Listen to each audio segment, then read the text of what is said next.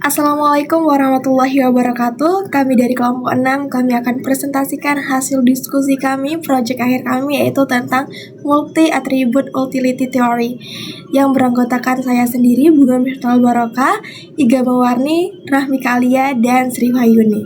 Baiklah, yang pertama akan dijelaskan sama Sri Wahyuni. Baiklah, sebelumnya yaitu kita akan masuk kepada sejarah dari Multi-Attribute Utility Theory atau disingkat MAUT.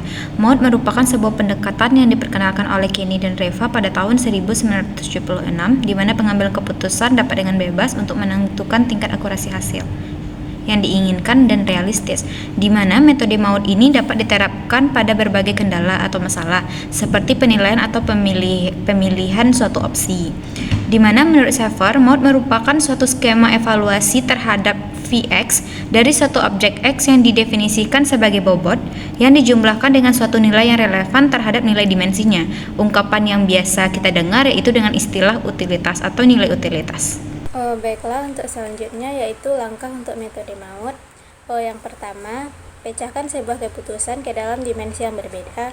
Yang kedua, tentukan bobot relatif pada masing-masing dimensi. Dan ketiga, daftar semua alternatif. Yang keempat, masukkan utility untuk masing-masing dimensi. 5, kalikan utility dengan bobot untuk menentukan nilai masing-masing alternatif. Kemudian untuk selanjutnya, perhitungan metode MAUT sendiri itu ada 3 langkah. Yang pertama, tentukan kriteria dan bobot masing-masing kriteria, di mana total inisial bobot harus sama dengan 1.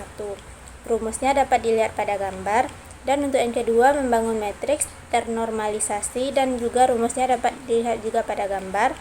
Dan selanjutnya untuk yang ketiga yaitu menghitung nilai preferensi. Berikut rumusnya dapat juga dilihat pada gambar. Selanjutnya ada kelebihan dan kekurangan metode MAUT.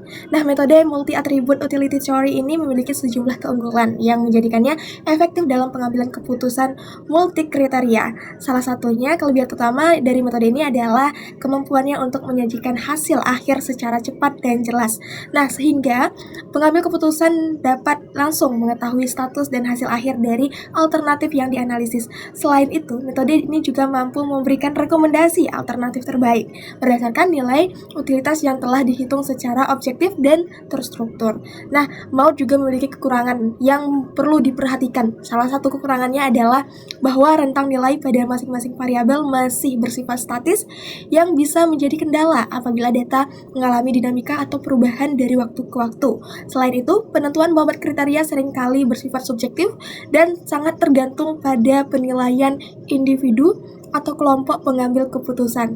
Hal ini menyebabkan bias jika tidak dilakukan dengan pendekatan yang tepat dan proporsional. Baik, selanjutnya ada studi kasus dari proyek akhir kami, yaitu tentang manajer proyek PTX. Nah, PTX menghadapi kebutuhan untuk mengisi posisi strategis sebagai manajer proyek.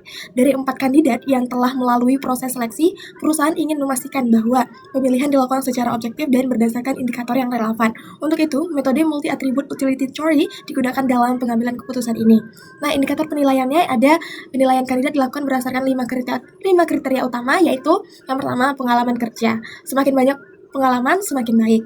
Dan yang kedua itu ada pendidikan. Skor antara 1 hingga 10, di mana skor lebih tinggi menunjukkan kualifikasi pendidikan yang lebih baik. Dan yang ketiga ada wawancara HRD. Skornya antara 1 hingga 10 juga, dengan skor tinggi menunjukkan performa wawancara yang baik. Dan yang keempat, tes psikologi. Skornya juga antara 1 hingga 10, dengan nilai lebih tinggi menunjukkan kestabilan dan kesiapan psikologis yang lebih baik. Dan yang terakhir itu yang kelima, gaji yang diharapkan. Preferensi di sini adalah nilai yang lebih rendah, dianggap lebih baik karena berdampak pada efisiensi biaya perusahaan. Oke, selanjutnya itu data kandidat.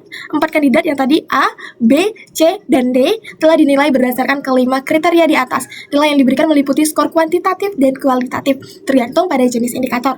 Data masing-masing kandidat adalah sebagai, yaitu ada kandidat A memiliki pengalaman 5 tahun, skor pendidikannya 9, wawancaranya 8, psikotesnya 7, dan mengharapkan gajinya 12 juta.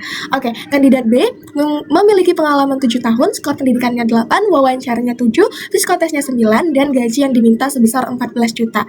Oke, selanjutnya ada kandidat yang C, memiliki pengalaman 4 tahun, pendidikan 7, wawancara 9, psikotes 8, dan gaji 11 juta. Dan terakhir kandidat D, memiliki pengalaman 6 tahun, dan skor pendidikannya 10, wawancaranya 8, psikotesnya 6, dan mengharapkan gaji 13 juta. Dan selanjutnya ada bobot penilaiannya. Setiap kriteria memiliki bobot yang mencerminkan tingkat kepentingannya terhadap posisi manajer proyek. Oke, yang pertama pengalaman kerja dengan bobot penilaian 0,25, pendidikan 0,20, psikotes 0,15, gaji yang diharapkan 0,20.